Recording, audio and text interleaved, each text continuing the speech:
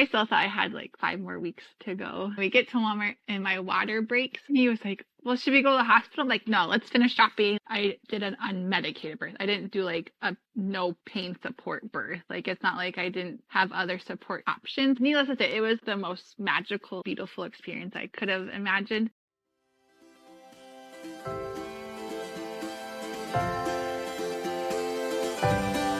Motherhood is all-consuming. Having babies, nursing, feeling the fear of loving someone that much. And there's this baby on your chest, and boom, your entire life has changed. It's a privilege of being your child's safest space and watching your heart walk around outside of your body. The truth is, I can be having the best time being a mum 1 minute, and then the next I'm questioning all my life choices. I'm Lo Mansfield, your host of the Lo and Behold podcast. Mama of 4 littles, former labor and postpartum RN, CLC, and your new best friend in the messy middle space of all the choices you are making in pregnancy, birth, and motherhood. If there is one thing I know after years of delivering babies at the bedside and then having and now raising those 4 of my own, it is that there is no such thing as a best way to do any of this. And we're leaning into that truth here. With a mix of real life and what the textbook says, expert insights, and practical applications, each week we're making our way towards stories that we participate in, stories that we are honest about, and stories that are ours. This is the Lo and Behold podcast.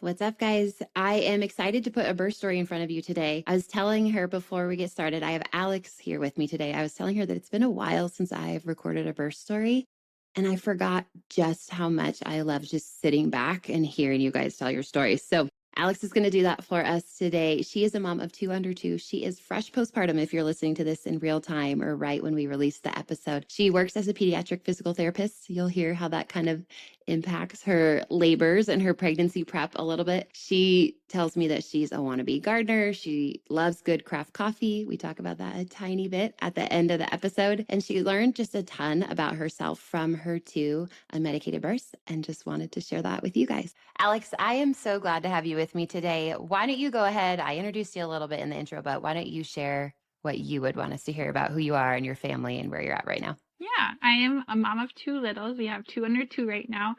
And I'm a podcast fanatic. So that's really why I wanted to come on, because I love podcasts. Is that what keeps you going in the day? Are you the class? I feel like, you know, when everyone's like, I know you're washing the dishes and you put an AirPod in your ear. And then I always think, no, that's actually me though. I am a caricature of that person because it feels so cheesy, but that's 100% what I'm doing is there's often an AirPod in one ear. Sometimes that whole overstimulation, I need to drop one of the noises that's happening in the house. But I would say I'm kind of a podcast fanatic too. Sometimes I bring my phone in the shower now and listen to stuff in the shower. Do you do that? I'm not the only one. My husband's always like, because I usually start off a story like, well, I heard on a podcast once. He goes, no, you can't. Like, if you want me to believe you, you just got to say that this is what it is. I read it. Isn't that funny though? How some people are like, oh, okay. Which podcast? Like, there's this validation that needs to happen. No different though than all the well, I watched this video the other day and I always say video and I never say Instagram or TikTok because it feels like immediately you think that's dumb. And so I'll say, I watched a video, but everyone knows I mean a social media video. So anyway. Okay, so we are going to talk about births today. Obviously, you said you have 2, so we're going to try and go through both of them. Why don't we go to the very beginning, though, and just into that, you guys deciding you want to have a baby or what that looked like for you guys when it all started? We got pregnant really quickly after we had gotten married. And then I had expressed to my husband wanting or thinking I was going to want like an unmedicated birth. So just starting to explore what that would look like. And I read one book that was like an unmedicated hospital birth. Yeah, I know what you're talking about. Yeah, we could link it. It's a great book. It kind of guided our prep. One big thing I drew from that book was if you're going to have an unmedicated birth, you really have to know what your why is. And that why could be literally anything, like you're afraid of epidural needles or, whatever it could be. But you have to know what your why is, because if you're doing an unmedicated birth because of someone else's why, it's going to be way harder. So that was something that evolved kind of throughout my pregnancy of what really is my why. And if you ask me today, I still can't tell you in words like why I'm drawn to the unmedicated birth, other than we had that one episode on birth vibes, and I feel like that's just kind of what that is. Like, it's just the birth vibe that I want to go for. And then in prepping for it, we kind of learned that there's 2 approaches you can take to an unmedicated birth. Was basically just like, that's what you're doing and there is no other option, and just kind of having that mind frame of, this is just what I'm going to do. Or you could have that mindset of, it's actually okay for you to change your mind during the birthing process, and like, that's okay. But we were going to have like a safe code word that like I had to say not during a contraction, and it had to be like this really random thing, so my husband would know that, okay, like, this is what we had talked about. But we ultimately went with the first approach of just like, this isn't, and there are no other options other than this, and that just kind of helped me really commit to it. And some other Can things. I ask you a question? I'm sorry I'm interrupting, but it makes me curious because you were so set on it from the beginning, which I think is cool, because sometimes people like fall into it. Mm-hmm. When it came to saying in your head, almost like, this is the approach, that this is the way we're doing it, did you learn about epidurals or any of the options that you could potentially want? Or were you more like, nope, I'm not even going to learn about them because I'm not going to choose them. We're going to do it this way. Yeah, more that way. Yeah. We did go to like a birthing class at the hospital, and when they reviewed their epidural process, I was like, even if I wanted one, I don't want one. Like, just, I don't know why, but the needles and things freak me out more than the support that they would provide. But we did eventually learn like other, and that's the thing, like when it comes to unmedicated birth, is especially after our first one, I told people I did an unmedicated birth. I didn't do like a no pain support birth. Like, it's not like I didn't have other support options. It was just like I didn't choose that one.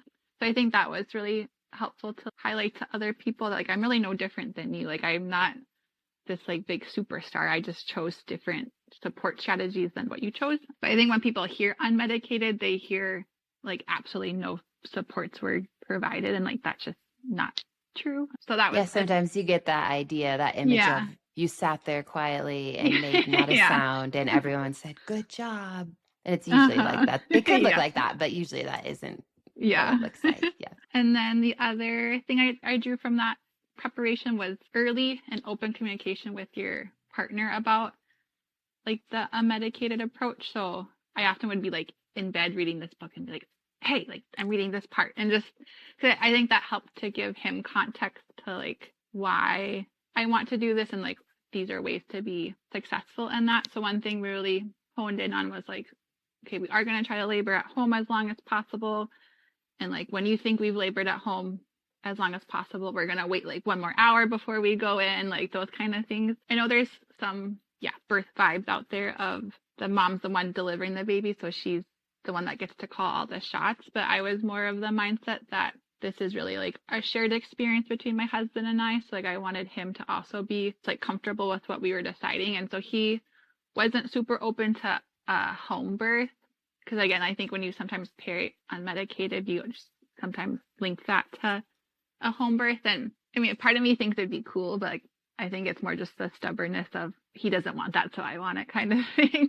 But I also think when I really think about a home birth, I don't find them relaxing, because I think if I would be in my space, I would, I could go clean that, or I should go do that. And so actually like choosing an unmedicated hospital birth was the right choice for us, just because it was like a separate location where I can like really, this is where what's happening versus all the other mental loads that you carry at home. But yeah, just early communication with your partner was really important for us. And then also our provider. So that was something we talked about early, like 12 weeks early appointments of, this was kind of what I was hoping to do. Something that I found really interesting, like as that process evolved, is I feel like sometimes you hear the pushback of providers. So I always went into every appointment like assuming the worst. Like my medical provider would be like, nope, like, no, unmedicated, you have to do it this way, or like, these are my parameters if you choose it that way. So I always like assumed that was going to be her reaction, and I'd go into every appointment a little nervous, like, okay, what is she going to think about this plan? And she's like, yeah, sure, let's do it. I'm like, oh, maybe there are some good doctors out there. And there are, and one of my really good friends, she also said something that stuck with me, like, cultivate that trust. She's also an expert, right? So like, lean into her of like what her expertise are. So I usually would start most conversations like that, like, this is my like desire? Like, what can you offer? Like, what are your takes from that? And I think that really helped us like build a relationship versus like it be a me versus them mentality. So yeah, I found that really helpful. And then just other preparation we did. It was our first birth, so I was like planning to go to like 41, 42 weeks. Like that was going to be and I was expecting to have this really long labor. But then so I'm a pediatric physical therapist. So I'm crawling on the floor. I'm jumping on the tramp. I'm like doing all the fun things throughout my day. I also have 2 flights of stairs up to my office. So I did a bunch of steps throughout the day. But at 37 weeks, I woke up to my water breaking and I was like, oh. But then so I like flipped on the light in the morning and my husband was like, what's happening? I'm like, I don't really know what's happening, but I think something's happening, because I still thought I had like 5 more weeks to go. And I was like, okay, here's yeah. And you also hear like, yeah, the long labor. So like I still thought I'd have like 2 more days until a baby came, which was a little naive of me. But then I told him like, okay, here's the deal. You're going to go to work. I'm going to go to work. We're just going to like go about our day and I'll see you later tonight. And so he went to work. I went to work and got my computer and I came home just to tidy up some things. And so when you had your episode on the emotional signpost, looking back, I could definitely tell like I was in that early label, because you had like the excitement and you like had some nerves popping in, but it was more just like denial. Like, I'm just going to do everything but think about this baby coming. It's like I went to Walmart and I bought like nail polish and all these. I bought the Chuck pads, which I didn't need anymore because my water had already broken, but I was like, maybe I need these. I don't know. And we had our 37-week appointment that afternoon. So I had messaged my provider saying like, my water broke this morning, but we feel pretty comfortable just still coming into the clinic at our appointment. So then she gave me some parameters, like, okay, as long as you don't like start to bleed or have like an odor and like those things. So I was like, okay. Oh, and then, okay, so another support thing that we had was if we were going to have a doula or not. And one of my really great friends had gone through their training and we were going to be her first birth. So she was, and that was like another conversation like I had with my husband of like, are you comfortable having someone else there? Like, it'd be meaningful for like me to have her there. Not the evidence shows, but just having that like extra support can be more successful in like your goal of the unmedicated birth. And so she was planning to come that weekend anyways, just to kind of, prep and do things. And so I told her like, hey, my water broke this morning, but so I'm not going to be at work. I'm just going to be working from home. So you can come whenever.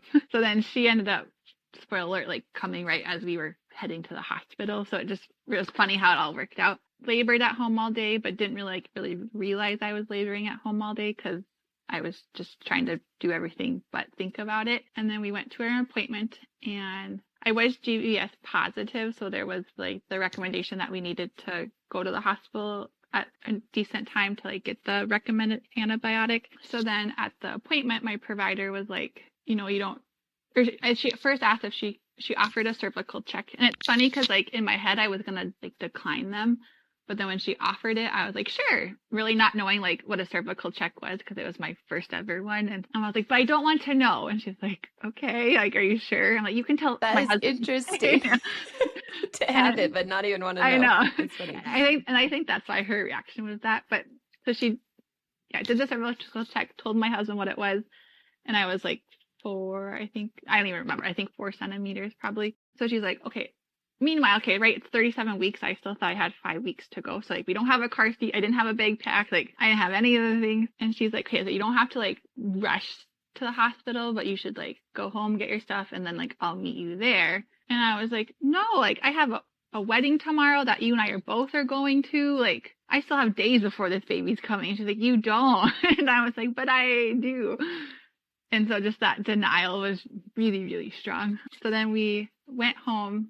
And now I'm like unpacking every Amazon box that just showed up, trying to delay this process even further. And my husband's starting to get a little nervous now because he knows that we need this antibiotic and we have 10 minutes to the hospital. It's not that far. And Okay, then, I'm interrupting again. I'm sorry. Are you contracting at all during the day? Like you said, I was laboring at home. Were you noticing contractions or were they getting closer? Or I don't were you think, kind of like, not really? Yeah. Okay. And then my friend shows up, my doula shows up. And so my husband had like screamo heavy metal music playing in the background because I had asked him to play music while we packed just to like lighten the mood. And that's what he chose. And I didn't really like think anything of it because it's just on all the time. And my friend was like, do you want this kind of music or do you want like something more calmer? I'm like, oh, I don't know, maybe something more calm. So she was a saving grace because she just kind of had that like outside perspective of what was really going on. So we drove to the hospital, and on the way there, I was procrastinating to get my contacts from the eye doctor. And so I asked my husband, I was like, hey, I mean, you can say no, but can we stop at the eye doctor to get my contacts on the way? And he goes, no. And I was like, oh, okay, fine, whatever. And he's just like racing through town. I'm like, you have to wait for like, she's following us. You can't just like leave her in the dust. And but we get to the hospital, and by then the contractions are like starting to be a little more noticeable. And then you had one episode on like nurses, and I always laugh. I've had 2 births now, and like the first nurse that talks to me at the hospital, I always feel so bad, but I just feel like I don't receive them well because I'm in labor, and it's just like the first person that says something. But she also offered a cervical exam, and I was like, no, like my doctor just did one. I don't really know like what that would offer me right now, but I'm also a people pleaser, so I'm like, I'm really sorry. And she's like, you don't have to apologize. And we then had some trouble finding the baby's heart rate just because she had descended so low. So like where they thought she was going to be, she wasn't. So then they called the provider just to like gather more information. But then once they hooked up the IV, they kind of left us in the bathroom like to labor on our own. And I mean, long story short, it was like the most beautiful labor I think you could describe. Like I had my doula, I had my husband, we were like left alone. I labored on the toilet for like most of it. And they did tell me though, like once if I had the urge to push, that I needed to kind of like transition back to the bed. And as I was sitting there, like I had like the fetal ejection reaction. Reflex. Yeah. Mm-hmm. And so I like let that happen a couple of times, and my doula could tell what was happening, but I think my husband was oblivious to what was happening. And I felt a little rebellious because I was like, well, they don't know if I don't tell them. It's true.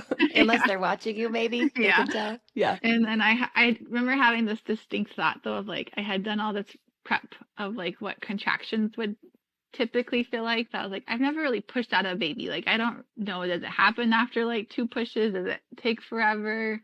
I don't really want to have a baby on the toilet. So then I like obliged and went to the bed. And yeah, needless to say, it was like the most magical, like beautiful experience I could have imagined. And I mean, I think there was a lot of things that are packed into that, right? Like I had the appropriate support. It wasn't just that like I was this rock star that did a unmedicated birth. Like there was just very much things around me that supported that, and which I really hold on to because after that birth, like I've heard other birth stories of like it was a 52-hour labor and like it resulted in like whatever, like an undesired outcome, but still a really positive birth because of who was with them and like feeling heard and all those things. And so I think that was a big testimony to why that birth like was so magical for me. All right, I have to ask you a question Yeah. again. You're making me want to ask you questions. You said you went back to the bed to push. Did you have preferences about where to deliver? I know you said, I'm going to leave the toilet. Yeah, I do want to. Did you have preferences about what the pushing actually looked like when you did go back into the room? Mm-hmm. We had kind of discussed those like at our prenatal appointments, and my provider was really open to however I wanted to. I think her biggest preference was that it was just on the bed, just from a, I think, sanitary perspective would be my guess, but maybe not. I don't know. Because I kind of transitioned between like on all fours, sideline, and I even like did try my back at one point because I had heard that it can kind of be like a resting position for like the mom when she's laboring, just because you can lay down, but baby was just so low that never felt super comfortable. But I ended up delivering on all fours. But the funny thing was I had my glasses on because my husband wouldn't let me stop to get my contacts. Get those contacts. Yeah. And so at some point, I don't know if my doula or one of the nurse grabbed them, but they had taken them off at some point. So then when she delivered, they're like, oh, do you want to see your baby? I'm like, but I can't see her. I don't have my glasses on. So there's a video. I don't know who took it, but someone taking this video of me asking like, yeah, but I can't see her. It's really cute. And so, yeah, it was really comical. But we live in like a town of 15,000 people. So I think smaller to most people. And I think I had reservations delivering at like a smaller hospital, kind of like questioning their abilities. But really, it's the best place to deliver because I had like 2-to-1 nurses. I was like the only person there. And I basically had like 4 doulas all around me. And yeah, so the nurses there are really, really special, which I think I just want to like applaud you all because you guys all do such a good job. Oh, and then that first nurse, I later came to find out she's like a mom of 6 or something like that. And I was like, I really should have been nicer to her. She really knows what Oh my gosh, she probably understood you better than anyone, actually. So you didn't need to do anything differently. Really made me laugh.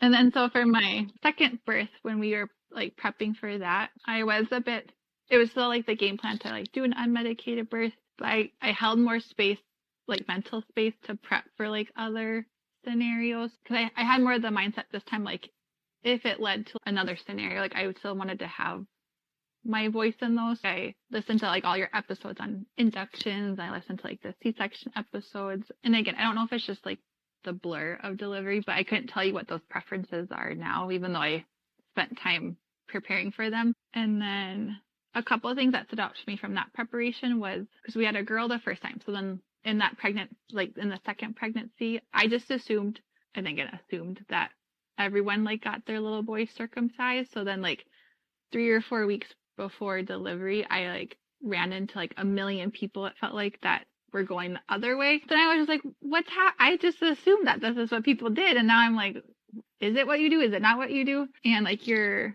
birth course like had a section in that. Like I consulted that. But something that really stood out to me was I had gone on like a Facebook mothers page or whatever. And like this was so stressful to me because I wanted to make the quote unquote like right decision. And I just felt like what I thought was the right decision wasn't the decision anymore. And also just like that social pressure, I guess. I don't know. And we didn't find out what we were having with either babies. And so I just think that unending like uncertainty, like, well, I didn't have to do it the first time, so I didn't really have to even think about it. Versus if I had a boy the second time, like it is a decision. But I remember going on that discussion board, and the question that I like proposed to everyone was, if you had decided to do a circumcision, like when did you do it? Did you do it day 2? Did you wait 2 weeks? And I got so much like backlash like on this post of, you know, like the best time to do it is never. And I was like, but that's not the question. Like my question was, if you had done it like with your children, like from like your experience, when was best? And I just remember feeling really unheard in that experience because, right, like this young mom was just trying to find the right answers for her family and like trying to find like, okay, if this was the decision that I made, I now want to know that I'm making the most optimal like decision out of that. And then something you had said in your Facebook group was I had actually posted something about the GBS protocol and like, did people do the antibiotics? Did they not? Because with our first, we only got the 1 round in when the optimal is the 2 round. And you had said something that stuck with me was that everyone's going to provide their input based off of their experience. If they chose not to do the antibiotic, but then like it had positive results, they're obviously going to speak from that experience, versus if that same person had declined it and then maybe had some complications following, they would have given you a totally different answer. And I was like, whoa, like I've never like taken advice.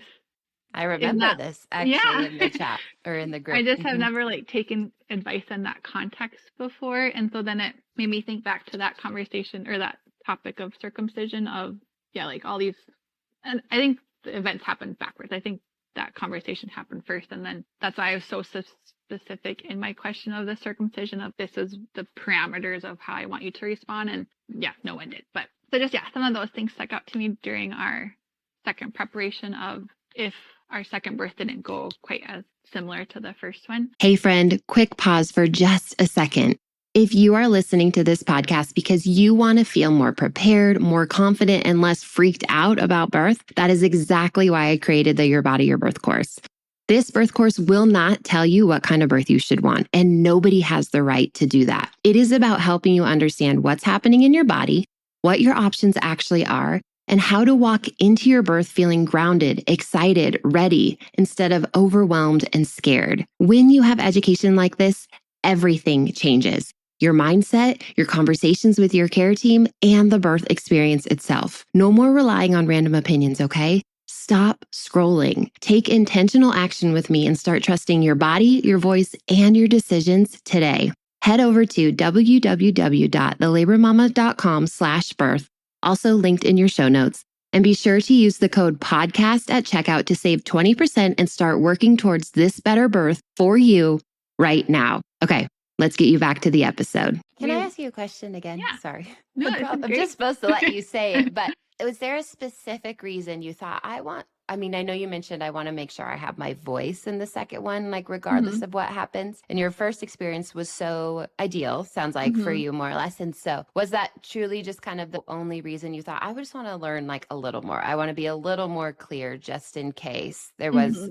not an experience in the first birth that made you go, oh, I wish I had known XYZ so I could have had that conversation. Like, were there experiences like that, or it was just that general, I want to know a little bit more before I step into the second one?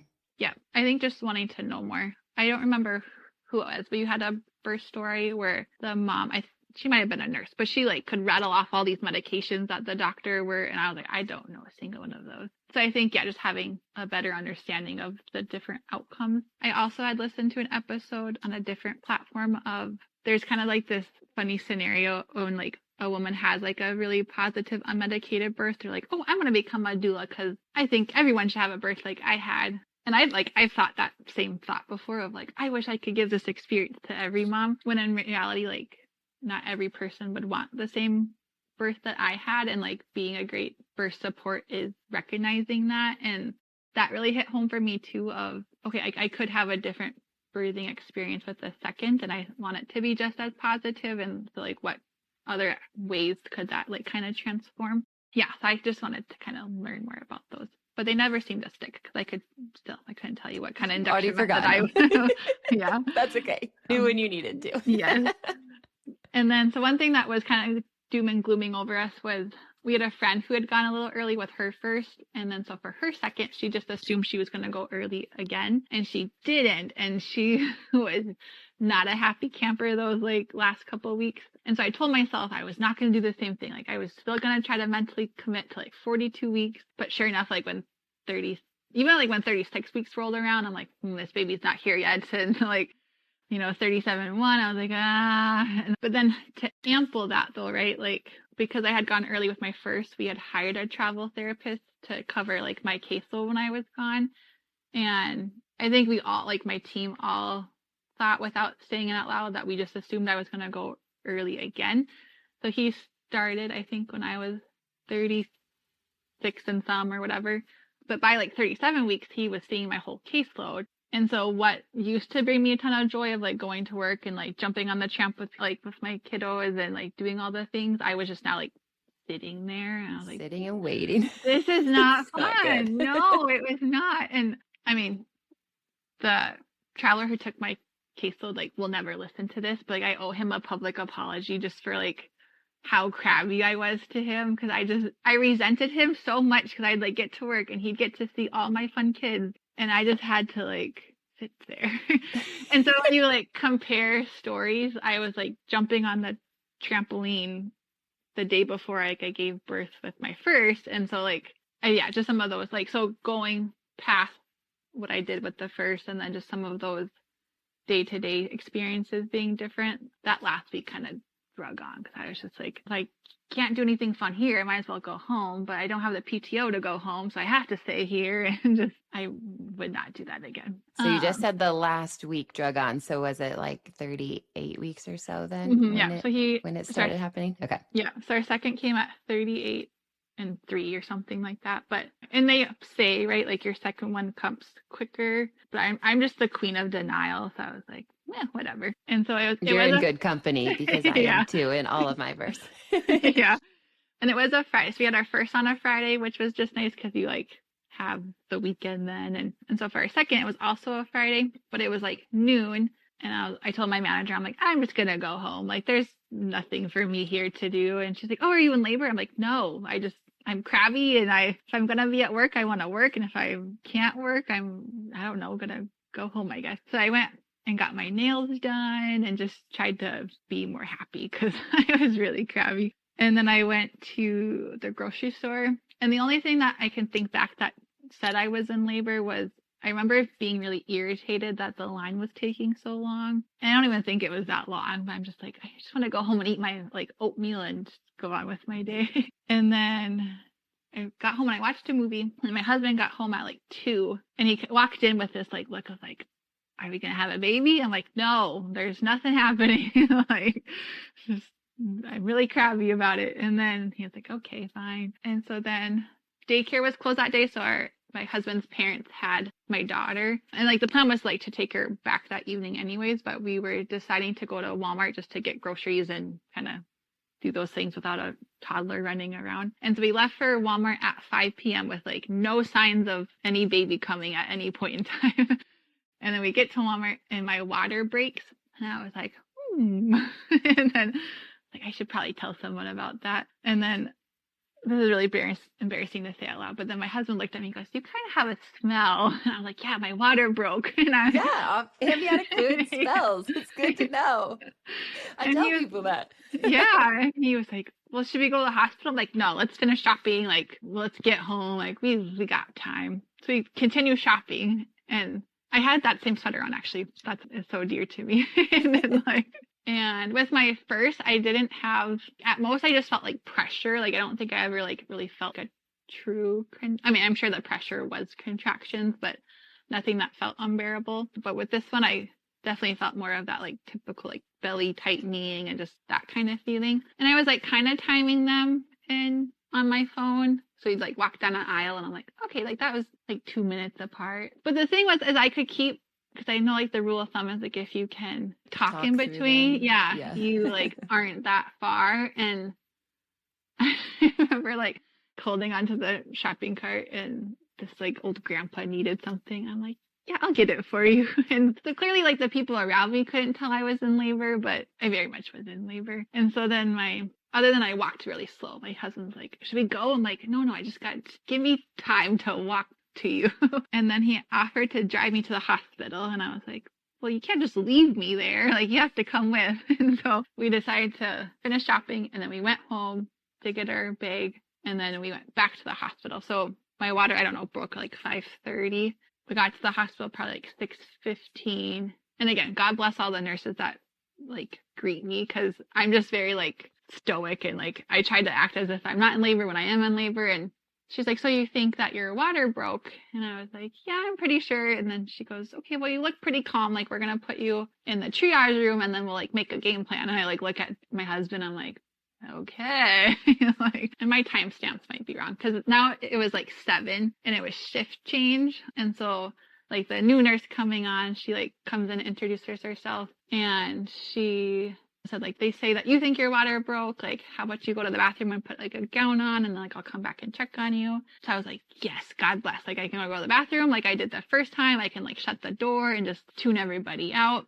But to sit on the toilet was like so uncomfortable this time compared to the first. So then I kind of panicked, because I was like, oh no, like everything that I just was hoping to like replicate everything from the first birth. I was like, but I can't sit down. Like, this is just not comfortable. And I have such a fear of like having a bowel movement during labor. Like with my first, I had gone to the bathroom before we went to the hospital. So I at least had like a clear mind that like, well, at least I went once. Hopefully I got it all out kind of thing. Like, I don't know, there could have been more. But with my second, I hadn't had the opportunity yet. So I was like so stressed I was going to poop during labor. And so I'm like trying to sit on the toilet to like try to go to the bathroom, but just like wasn't comfortable. I remember like leaning on the sink and just basically surrendering. I was like, I guess I'm going to poop standing up, because like this is the only position that feels good. And in hindsight, it was like baby coming out, like it wasn't. And then because I never had a bowel movement, so I was like, well, that was disappointing.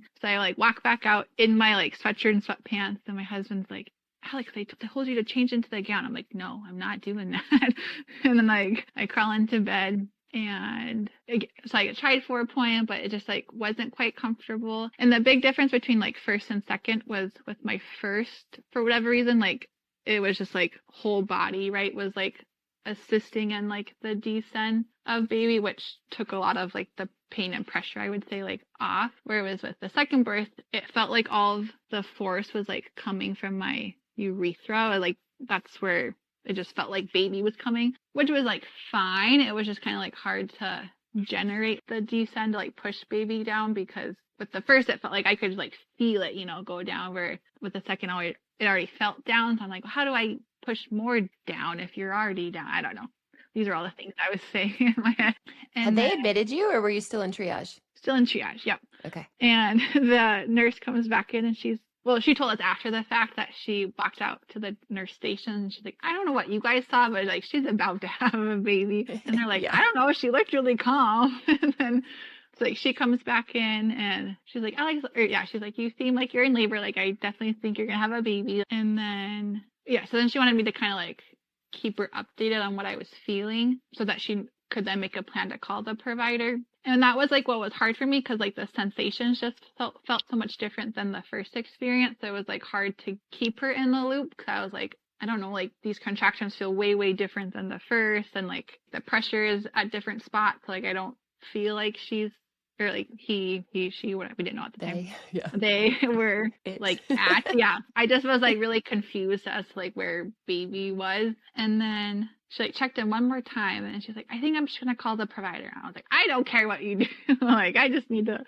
And it was okay. So also for our second, we were GBS positive again. And we like hemmed and hawed about the antibiotic. And what it boiled down to was like, I told my husband, I was like, I'm not opposed to getting the antibiotic, but what's really hard for me is like my two ultimate goals of like a healthy mom and a healthy baby and an unmedicated birth just like felt so at war to each other. Cause it's like to get the optimal antibiotic regimen is like, you're at the hospital like 5 hours before baby comes. Well, like that's really hard to time. And then especially if you're trying to like go unmedicated, the best advice is to labor at home for as long as possible. So then those just always never felt in sync. And so I told them I was always going to default to laboring at home first. And then like if we get to the hospital in time and like can get the antibiotic, great. But like I'm not going to prioritize that sanctity of like trying to labor at home. But when we were on our way up to the hospital, my husband did call the floor to like prep them that we were GBS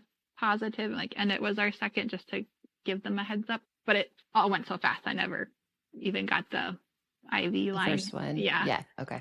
In, which will kind of play out later in the story. Oh, so the other thing is my doula, she had just had her first baby like a couple weeks prior. So this whole time we knew we weren't going to have her again. And that was a big, not stressor for me, but like a big grieving process at the beginning of our pregnancy of just knowing this birth already is going to be different because I'm not going to have that like same support person there. And so we had known how to having like a different doula, but part of the reason why like our doula experience was so positive was because she was a close friend of ours. So it was more that than like the doula support. So my husband wanted to try it just us, but then, and he did, like he jumped in there. He was trying to like give the hip squeezes and all the things, but it just like went way too fast. And so then needless to say, my water broke at 5:30 and baby was born at 7:45. It was like 3 hours. I don't know, something like that. You hadn't been at the hospital very long either. Less than an hour or so, maybe. Yeah. And so like very fast and furious, which I know to those, well, I don't know. I would assume to those moms that labor for like 52 hours, that seems like really glorious and great. But there is like a unique challenge to like really fast labors too, because just 3 hours ago, I was at Walmart shopping. Like there's just the mental component of labor doesn't really get to like catch up. And I also want to highlight my nurse because I remember I was like on hands and knees and she's like, I read your birth plan. Like, I know you want to like try this unmedicated, like all the things. So I really applaud her for taking the time to like glance at that and like honor those things. My husband doesn't know this, but one reflection I've taken from that experience was I think next time I will advocate for a doula just because as it was going so fast, my nurse really had to like, she was more like a facilitator of things than to like be a support person in that scenario. And rightfully so, right? Then she was like looking to me for guidance of like, you know, like what support strategies do you need right now? I'm like, I don't want to have to think about what I need right now. So I think just having that extra person that can be their job is to provide those supports, while the nurses then like facilitating other components is what would be really helpful. But the last thing I want to say is just I'm now like in this process of looking at my second birth with same positive language as my first, even though like it was different. And I mean, that's been like an experience in itself. But I really do think you can have the positive birth experience each time as long as you have the right environment in place.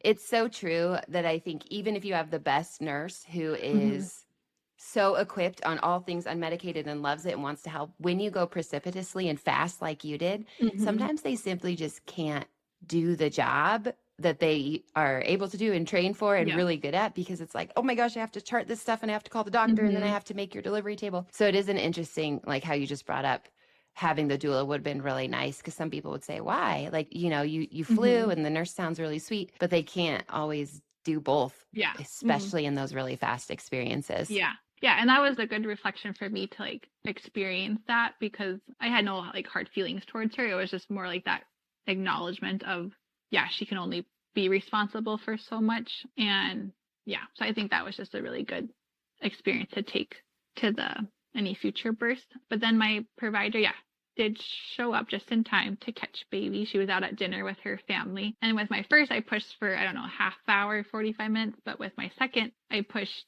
like 5 times. But like the pushing sensation was so much different than the first. Like I had no idea baby was coming that fast. And so like when they're like, baby's done, I'm like, what? Like, okay, great. I've learned to just like honor this part of me in labor, but they're always like, do you want to hold baby? I'm like, nope, I want to catch my breath. Like my husband can take baby. Like I just need to like be here for a second. And for a long time that used to bug me, but like I've just come to learn like that's just kind of how I need a moment. And is totally okay. Let me just say that in case anyone needs to hear that. That's actually really normal. You just have to come back to yourself for a second. Yeah.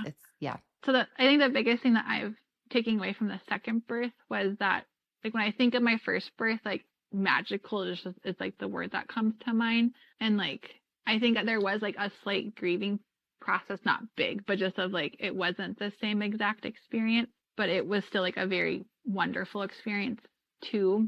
And now that we have like our son, he's like the sweetest little baby boy ever. And so like, it's just, his birth story almost is more special in that way, just because like his entrance into the world was so fast and furious. And now he's just this happy-go-lucky baby. And I'm just like, oh, it was you all along. But so yeah, I hope people know that they, regardless of like how you bring a baby into the world, it really can be a magical experience. It's just really about who you have with you and your openness to like what that can look like.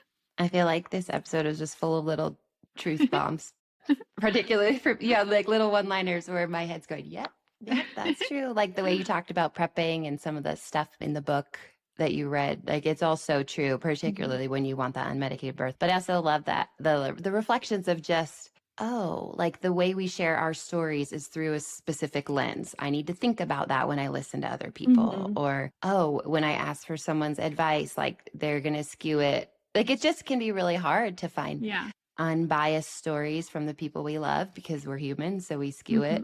So when we can find, I think, books or podcasts, whatever, I mean, even podcasts, and books are being written by humans. And so there can be some work there to try and find the place where you can just learn. I liked when you said, I asked this really specific question with parameters, understanding there's opinions, but like getting an answer to this specific scenario. Yeah. I just think there's a lot of work involved in fleshing out some of this stuff.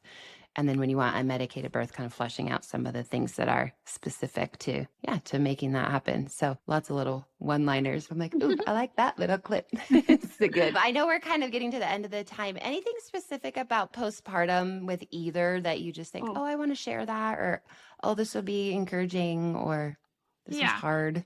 I think, again, this was like just my experience, but I think a truth that came for me was, I think deep down, I do find comfort in receiving the antibiotic regimen, just because with our first, we got the 1 round in. So there was that somewhat peace of mind, but then you also got like 1 of 2. So then you also felt like you didn't do all the, that kind of thing. But with our second, it went so fast where we didn't get any. And then when we did bring him home, I think both my husband and I had an extra level of like stress in a way of just like knowing that this was kind of lingering in the background. And then there was one particular night or day, I should say, where he like was more sleepy and like wasn't eating great, and just like you're postpartum, so your mind just goes everywhere. And so we had a really good conversation, my husband and I, for future births, if we are GBS positive again, the conversation of like wanting to go unmedicated comes up, but I think we're going to approach it in that way of, we're not going to like sacrifice the laboring at home, but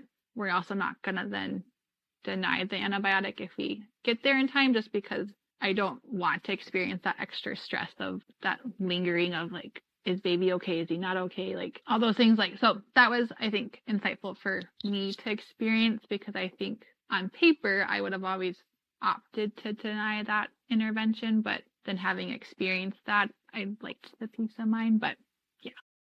Okay, that's great. And I know I want to ask you about resources a little bit because, well, you're a podcast fanatic, so don't listen to other podcasts. But if they were going to, I'd love to hear like other podcasts that kind of supported you in all this birth stuff. You mentioned the Unmedicated Hospital Birth book, and I can link that in the show notes. I think it's just called Unmedicated Hospital Birth, if we're thinking about the same one.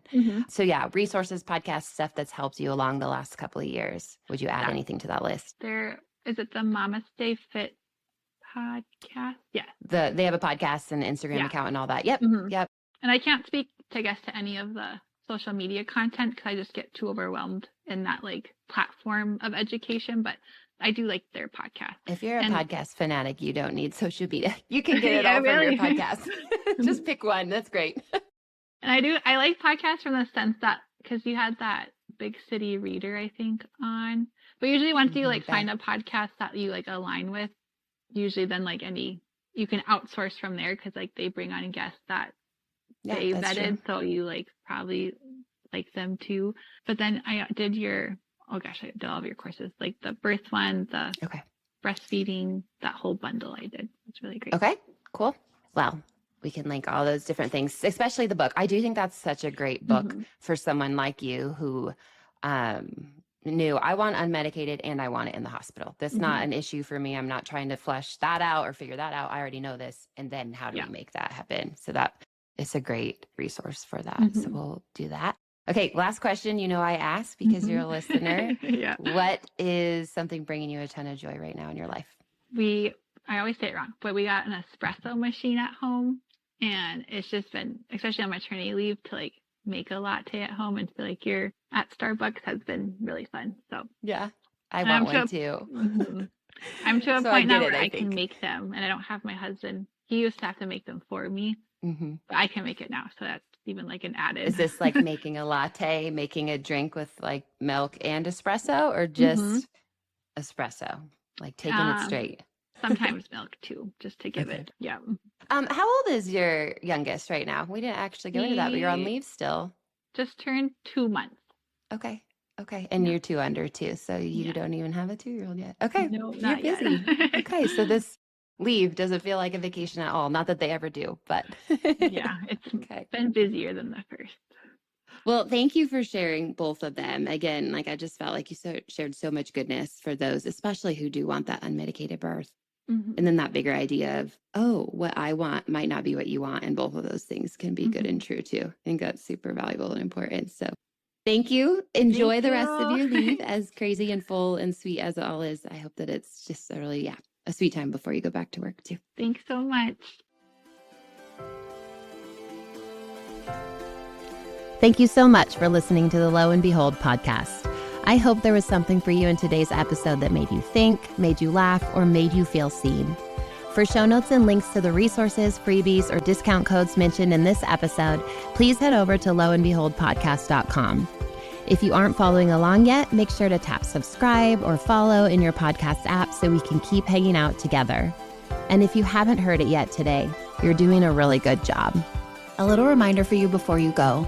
Opinions shared by guests of this show are their own and do not always reflect those of myself and the Labor Mama platform. Additionally, the information you hear on this podcast or that you receive via any linked resources should not be considered medical advice. Please see our full disclaimer at the link in your show notes.